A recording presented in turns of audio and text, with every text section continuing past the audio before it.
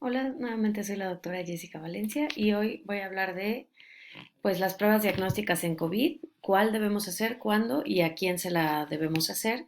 Yo soy neumóloga y hago este video porque pues recientemente tuve muchas preguntas al respecto de las pruebas e incluso recibí acusaciones de ser antipruebas de coronavirus, entonces no lo soy y pues vamos a hablar un poquito más de este tema.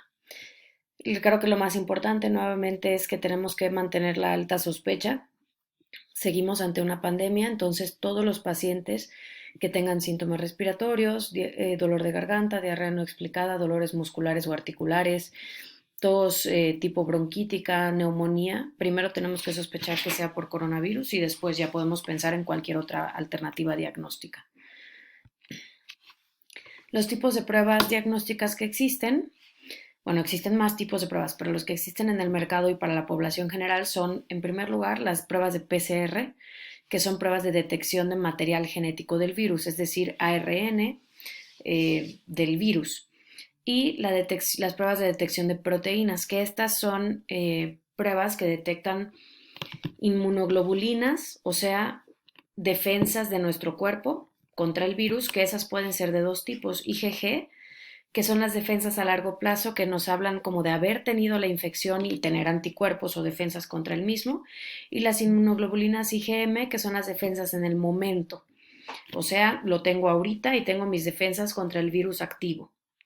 Y también existen pruebas de fracciones del virus en sí, que son algunas proteínas que tengan en su superficie, etcétera, pero esas no se están usando a nivel como población o mercado. Les pongo este cuadrito donde hablamos de, aquí vienen los tipos de pruebas que existen. Este es el PCR de exudado nasofaringeo, que es el que más conocemos, que es el que nos hacen en la nariz y en la garganta. Es la línea azulita. Vemos cómo está positivo 2 días antes de que empiecen los síntomas que vienen aquí. Y se mantienen positivos en su mayoría hasta la semana 2 y después va bajando su positividad en las pruebas. Luego tenemos los en verde y morado, tenemos los anticuerpos tanto IgG, que son los que son a largo plazo. Veamos cómo empiezan a ser positivos a partir de la segunda semana y su pico es en la semana 3 realmente. Y se mantienen, ahorita hablamos de cuánto tiempo duran. Y los IgM, que son los del momento actual, o son infección activa, empiezan también en la semana 2 y van desapareciendo a partir de la semana 3 y 4. Tenemos otras imágenes aquí que son el rosadito, que es el PCR, pero en lugar de ser en nariz, es en un cultivo por broncoscopía. El naranja es el cultivo del virus en la nariz, o sea, que te metan un material, que saquen material de tu nariz y que de ahí crezca el virus en un laboratorio. Vean cómo solo se mantiene una semana antes de que, o sea, 1 o 2 días antes de que empiecen los síntomas y una semana después de que tuvimos síntomas y luego en ninguna persona se ha aislado después de eso. Y este es en heces, que vean cómo pues han sido menos casos y es menos positivo, o sea, el PCR pero en popó. Y pues más o menos son los tipos de pruebas que se están manejando. En cuanto a las pruebas, primero vamos a hablar de las de PCR, que son las de el hisopado en nariz, principalmente, que son las que hacemos en los pacientes leves. Tiene una sensibilidad reportada hasta del 63 en la mayoría de los estudios y hasta el 95%. Esto se los pongo porque es importante entender que es muy variable. O sea, ¿qué significa que tenga una sensibilidad del 63 hasta el 95%? Que entre un 5 y 40% de pacientes que tienen el virus pueden salir negativos en la prueba y no significa que no tengan el virus. Y cuando nos vamos a hacer una prueba nosotros, no sabemos si en ese laboratorio el número de falsos negativos es el 5 o es el 40. O sea que puede ser hasta casi como una moneda al aire. Luego entonces, ¿esto qué significa? Son demasiados falsos negativos. Por eso la precaución de que si tenemos un paciente que tiene prueba negativa y tiene síntomas de un cuadro de coronavirus claro, se considera como caso positivo, se aísla y se le da seguimiento, porque 40% de probabilidad tiene de que sí tenga el virus y haya salido mal negativa la prueba, ¿no? Entonces no podemos descartar la enfermedad por una prueba negativa en pacientes que tienen síntomas. Si la prueba es positiva, la especificidad es cercana al 100%, o sea, no hay muchos falsos positivos. Si te da positivo, es seguro que tengas el virus, no hay mucho pierde en ese otro lado. Luego tenemos las pruebas de inmunoglobulinas. Primero hablamos de la prueba de inmunoglobulina G en sangre, que esta es la inmunoglobulina a largo plazo que ya mencionábamos, o sea, nos habla de que ya tuvimos la infección. Solo la COFEPRIS solo autoriza 2 pruebas de IgG en sangre. La primera de Abbott Laboratories está autorizada por COFEPRIS y FDA, que es como el equivalente de COFEPRIS en Estados Unidos. Y el Exis de Roche solo está autorizada por la COFEPRIS. Y entonces, obviamente, los fabricantes, cuando van a sacar su prueba, reportan su propia sensibilidad, o sea, qué tan efectiva es su prueba. Ambos dicen que es 100%, ¿no? Y entonces, después de que el fabricante dice qué tan efectiva es su prueba, se hacen estudios para confirmar esto. En cuanto a la de Abbott, no hay estudios como científicos, evidencia científica que diga cuál es la sensibilidad, pero en los reportes la mayoría no reportan el 100%. Y en cuanto a la otra prueba de Roche, vemos que la sensibilidad reportada en estudios es del 83%. O sea, 20% pueden tener anticuerpos y no salir en la prueba. Parece ser que la de Abbott es más cercana al 100% la sensibilidad, por eso es que esta es como la marca que más se ha estado utilizando, pero de todas formas no es 100%. O sea, si sale negativa, no necesariamente significa que no nos haya dado la infección. Y luego vienen las pruebas de inmunoglobulinas, que son las pruebas rápidas que vienen de IgG y IgM, que son como unos kits donde se pone una gotita de sangre y nos marca unas líneas como si fuera una prueba de embarazo. Y entonces, si nos vamos a estas, vean cómo la sensibilidad, o sea, la efectividad de la prueba para fines prácticos, es del 36 al 80%. O sea, 36%. Si yo me hago una prueba y sale negativa, no significa que yo no tenga el virus. 70% de los pacientes que tienen el virus, 70% pueden salir negativos en la prueba. Entonces, eso es lo que esto significa. Incluso la OMS, la Organización Mundial de la Salud, desaconseja el uso de las pruebas rápidas por falta de evidencia médico-científica y recomiendan que se use solo en términos de investigación, o sea, no para confirmar diagnósticos o descartar diagnósticos en pacientes. Y entonces la COFEPRIS sacó recientemente, esto es con fecha de ayer, del 6 de julio, una lista de pruebas rápidas de IgG y IgM que están autorizadas por COFEPRIS para ser usados en población en general. Son 1, 2, 3, bueno, como aproximadamente 10 pruebas. De estas 10 pruebas, las únicas que están aprobadas por COFEPRIS y por FDA, o sea, como que coinciden en ambas entidades, es Sofía 2 SARS Antigen y la que es tipo cassette de Hangzhou Biotest, que es una empresa oriental. Y entonces vemos cómo en Hangzhou reportan la sensibilidad del fabricante del 100%, pero la sensibilidad en los estudios realizados es del 35%. Y la otra prueba rápida es 80% la que reporta el fabricante.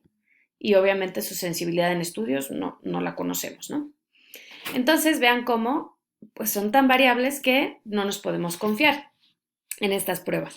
Y entonces, en cuanto a todas las pruebas diagnósticas, el RNA viral, o sea, el material genético del virus, lo encontramos más elevado 2 días antes del inicio de los síntomas y durante los primeros 7 a 10 días de síntomas, que eso es lo que ya habíamos visto al principio.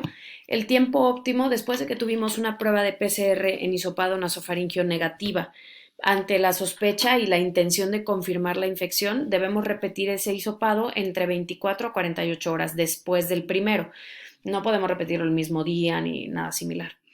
Y cuando ya pasaron 2 semanas después del inicio de síntomas y tuvimos una PCR negativa, esos pacientes pueden ser candidatos a una prueba de IgG en sangre o a una prueba de IgG-IgM rápida para confirmar, para tranquilidad del paciente, para tranquilidad del médico y para saber si realmente hizo anticuerpos o no, que al final de cuentas eso es como lo único que es relevante en cuanto a las pruebas. Les pongo aquí otra vez mi cuadrito de los síntomas y la enfermedad, porque para hacer el diagnóstico, como ya hablamos de la poca efectividad de las pruebas, desgraciadamente, pues nos tenemos que basar en los síntomas. Y entonces, cualquier paciente que tenga síntomas en días iniciales, es preferible sospecharlo, aislarlo los 14 días y si no vuelve a presentar nada, pues a lo mejor no fue, a lo mejor sí fue y ya salvó de contagiar a alguien más de su familia que sea importante para esta persona. En cuanto a fines de trabajo, pues yo sé que cuando tenemos un día de síntomas o dos y una prueba negativa no nos van a dar permiso en nuestro trabajo, pero bueno, sí podemos nosotros tener la conciencia de que a lo mejor lo tengo y ser extra cuidadosos en el uso de cubrebocas y en todas las medidas de prevención para nosotros conscientemente no contagiar a nadie más. Aquí vemos este cuadrito que nos pone como una diferenciación entre un buen resultado después de coronavirus o un paciente que se pone grave y vemos cómo esta línea roja es la cantidad de virus, vemos cómo su pico es a los 14, 15 días y cuando el paciente se complica, pues obviamente la cantidad de virus se mantiene alta por más días, ¿no? Y en cuanto a las respuestas, esta es la respuesta eh, innata, o sea, anticuerpos, y esta sube en los primeros 7 a 10 días, que esa es las defensas de nuestro cuerpo contra el virus, y luego vemos la respuesta adaptativa, que son la IgG, IgM y las células T, y vemos cómo esta empieza a partir de la segunda semana, y por eso es el momento de la prueba, y se mantiene ahí a lo largo del tiempo, hasta ahorita no sabemos cuánto tiempo. Y en cuanto a los pacientes que se ponen graves, pues lo que más vamos a ver son respuesta de células inflamatorias que empiezan a partir del día 10 o 11 más o menos, y cuando el paciente se complica, pues se van para arriba. Entonces, por eso la importancia de vigilar a los pacientes hasta el día 10 a 14 y los momentos en los que vamos a hacer cada prueba respectivamente. ¿Qué síntomas vamos a considerar síntomas iniciales? Que esto es la parte que yo siempre hago más énfasis porque nuevamente insisto, tenemos que hacer diagnóstico por síntomas y por alta sospecha y no esperarnos a las pruebas, aunque no tengo nada en contra de ellas. Los síntomas que ya hemos mencionado, dolor de garganta, tos seca, dolor torácicos, molestias en piel, ronchas, sudoración excesiva, fiebre, puede haber o no haber, dolor de cabeza, diarrea o vómitos, cansancio, ganglios en cuello o en cervicales, conjuntivitis, falta de aire o incluso dolores en los oídos, que eso es como de lo más reciente que yo he visto en mis pacientes, pero ya lo vi varias veces. Y pues luego, ¿cuándo vamos a dar de alta a un paciente o cuándo va a ser el final del aislamiento? En los casos leves y moderados, 7 días de aislamiento posterior al alta en el día 14. En casos graves, 14 días de alta, perdón, 14 días de aislamiento después del alta. Y la CDC recomienda 2 pruebas negativas en días consecutivos cuando lo vamos a dar de alta. La realidad es que en nuestro país eso no es mucha opción porque no tenemos acceso a tantas pruebas y son muy caras. Yo no considero necesario realizar la prueba al final del tratamiento y si se va a realizar alguna, creo que es preferible realizar una de inmunoglobulina G en sangre 14 a 21 días después de que iniciaron los síntomas para saber si el paciente tiene anticuerpos o no. Pacientes que persisten con una prueba positiva, o sea, con una PCR positiva, por ejemplo, al mes después de que iniciaron síntomas, hay muchos casos como este y por eso la CDC ha sacado su aclaración, que es que la detección prolongada de ARN viral no necesariamente significa una infección prolongada. Cuando los pacientes tienen PCR positivo después de que terminaron los síntomas, apenas 3 días después, nunca se ha logrado aislar el virus en sí, o sea, cultivarlo. O sea, solo queda RNA, pero no necesariamente ese virus crece ahí. O sea, puede ser como los esqueletos del virus porque esos tienen material genético y el aislamiento del virus en sí en vía superior 9 días después del inicio de síntomas tampoco se ha logrado como que crezca el virus aún cuando el paciente pueda continuar con algunos síntomas entre los días 9 y 14.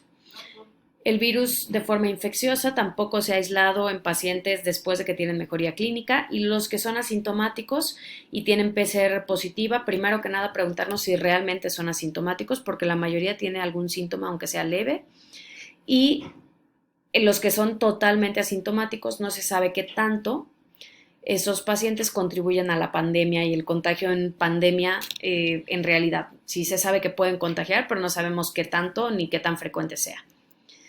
Y entonces la respuesta a las preguntas iniciales es ¿cuál? El PCR es el estándar de oro para el diagnóstico actualmente, o sea, el que es hisopado en nariz.